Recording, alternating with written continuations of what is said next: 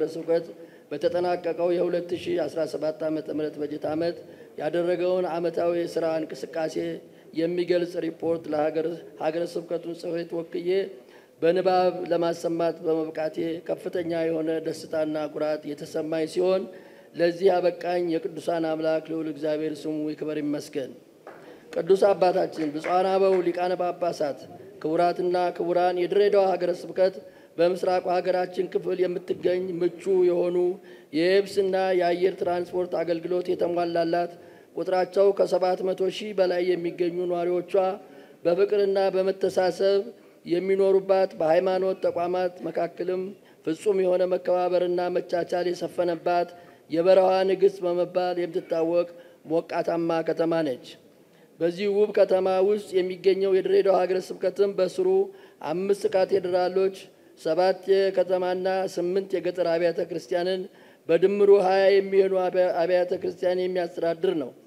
ከነዚህም ውስጥ 12 ከሚሆኑ ብቻ ከገቢያቸው ላይ 20 በመቶ ሰብስቦ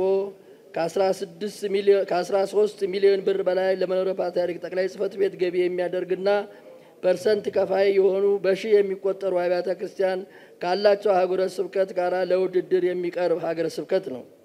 ሀገረ ስብከታችን በየዓመቱ 2 ጊዜ በታኅሳስና በሐምሌ ገብርኤል የታላቁ ሊቀ መላእክት የመልአኩ የቅዱስ ገብርኤል በዓል ለማክበር የሚመጡ ብፁዓን ወቅዱስ አባታችን ጀምሮ ቁጥራቸው በርካታ በሆኑ አበው ሊቃነ ጳጳሳት ቡራኬ የሚያገኝ ሀገረ ስብከት ነው። በተለይ ቅዱስ ሲኖዶስ ብፁዕ አቡነ በርተሎሜዎስን አባት አድርጎ ከሰጠን ከ2015 ዓ.ም ወዲህ ቀደም ሲል ከነበሩት ዓመታት በተሻለ ሁኔታ በከፍተኛ ጉዞ ላይ ነው። ከዚህም ስኬታማ ጉዞዎቹ ውስጥ ጥቂቶቹን ብቻ ከዚህ እንደሚከተለው ባጭሩ አቀርባለሁ።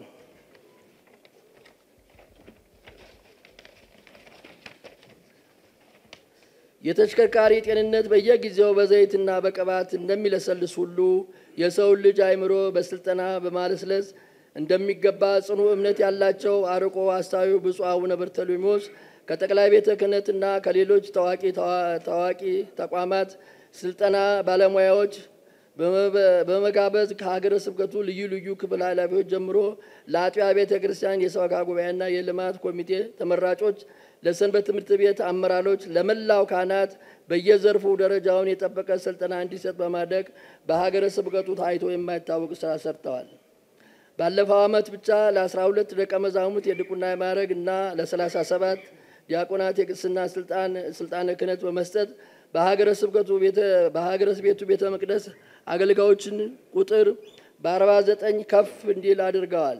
የሀገረ ስብከቱና የአጥቢያ ቤተ ክርስቲያንን የየዕለት የሥራ እንቅስቃሴ በቅርብ በመከታተል በአጥቢያ ቤተ ክርስቲያን ላይ በሥራ አፈጻጸማቸው የተሻለ ውጤት ያስመዘገቡ አገልጋዮችን እድገት በመስጠት ወደ ሀገረ ስብከቱ እንዲገቡ አድርገዋል። በምትካቸውም ከስር ከነበሩ ሰራተኞች መካከል ፍትሐዊ በሆነ አሰራር እድገት እንዲያገኙ አድርገዋል። በአጠቃላይ ብፁዕ አባታችን በቅዱስ ጴጥሮስ አማካኝነት የተቀበሉትን አደራ በከፍተኛ ብቃት በመወጣት ላይ ያሉ የድሬዳዋ ሕዝበ ክርስቲያንን በፍጹም በሆነ የአባትነት መንፈስ በማገልገል ላይ የሚገኙ ከቅዱስ አባታችን ጀምሮ በየዓመቱ ለቁልቢ ገብርኤል ክብረ በዓል ወደ ከተማዋ የሚመጡ ብፁዓን አባቶችና ሌሎች በየደረጃው የሚገኙ እንግዶች ተደርጎ በማይታወቅ ሁኔታ በመንግስት ከፍተኛ ኃላፊዎች በፖሊስ ማርሽ ከባድ ጭምር የክብር አቀባበልና አሸኛኘት በማድረግ የቤተ ክርስቲያኒቱን ልዕልና ያስከበሩትን ታላቅ አባት የሰጠንን ልዑል እግዚአብሔር ይክበር ይመስገን አምላካችንን እናመሰግናለን። በሀገረ ስብከቱ የስብከተ ወንጌልና ሐዋርያው አገልግሎት ክፍል የተከናወኑ አበይት ተግባራት በድሬዳዋ ሀገረ ስብከት ስብከተ ወንጌል የዘወትር ተግባር እንዲሆን በማድረግ ስራ ተሰርቷል። በመዝገብ የተያዙ 85 የሌላ እምነት ተከታዮች የነበሩ ሰዎች የኦርቶዶክስ ተዋሕዶ እምነት ተከታዮች እንዲሆኑ በማድረግ ተችሏል። ለዚህም ተመላሾች ቋሚ መምህራንን በመመደብ ልዩ ክትትል እየተደረገላቸው ይገኛል። በድሬዳዋ ዙሪያ የሚገኙ የገጠር አብያተ ክርስቲያናት በወንጌል ተደራሽ ለማድረግ በከተማዋ ለሚገኙ ምዕመናን መንፈሳዊ ጉዞ ማዘጋጀትና መምህራን በመመደብ በገጠር ባሉ አብያተ ክርስቲያንም የወንጌል አገልግሎት እንዲስፋፋ ከፍተኛ ስራ ተሰርቷል። ተተኪ መምህራንን ለማፍራት በሚደረገው ጥረትም ከአገልጋዮች መካከል ለስብከተ ወንጌል አገልግሎት ዝንባሌ ያላቸውን በመምረጥ ለ3 ተከታታይ ወራት ስልጠናውን የተከናወኑ 25 ደቀ መዛሙርት ሰልጥነው በከፍተኛ ድምቀት ተመርቀዋል። ከብፁዕነታቸውም የሥራ መመሪያ ተቀብለዋል። በሀገረ ስብከቱ የትምህርትና ስልጠና ክፍል የተሰሩ አበይት ተግባራት በሀገረ ስብከታችን የድጓና የቅዳሴ ትምህርት በቋሚነት የሚሰጥበት አንድ የአብነት ትምህርት ቤት ይገኛል። በዚህም ትምህርት ቤት በጀት ተከፍቶላቸው የሚማሩ 12 ደቀ መዛሙርት እንዲሁም በተመላላሽ የሚማሩ 45 ደቀ መዛሙርት በድምሩ 57 ደቀ መዛሙርት ትምህርታቸው በመከታተል ላይ ይገኛሉ። በሌሎች 4 አድባራት ለአብነት መምህራን በማመረቻቸት አበል የተበጀተላቸው የሚሰጡት ትምህርት በእያንዳንዳቸው አድባራት በበጋ ወቅት በዘመናዊ ትምህርታቸው ጎን ለጎን እስከ 25 ተማሪዎች በክረምት ወቅትም ደግሞ እስከ 65 የሚደርሱ በመዝገብ የተያዙ ታዳጊዎች የአብነት ትምህርት እየተከታተሉ ነው። ለነዚህም ውስጥ 22 ታዳጊዎች በ2017 ዓ.ም በብፁዕ አቡነ በርተሎሜዎስ ማዕረገ ድቁና ተቀብለዋል።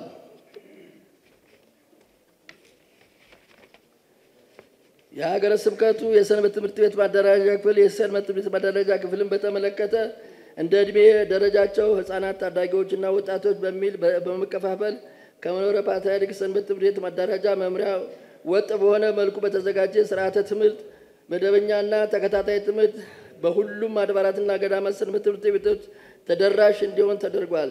ከማዕከል ተዘጋጅቶ በተላከው ስርዓተ ትምህርት መሰረት የአንደኛ የአራተኛና የሰባተኛ ክፍል መጽሐፍ ለ12 አድባራት ሰንበት ትምህርት ቤቶች ታድሏል።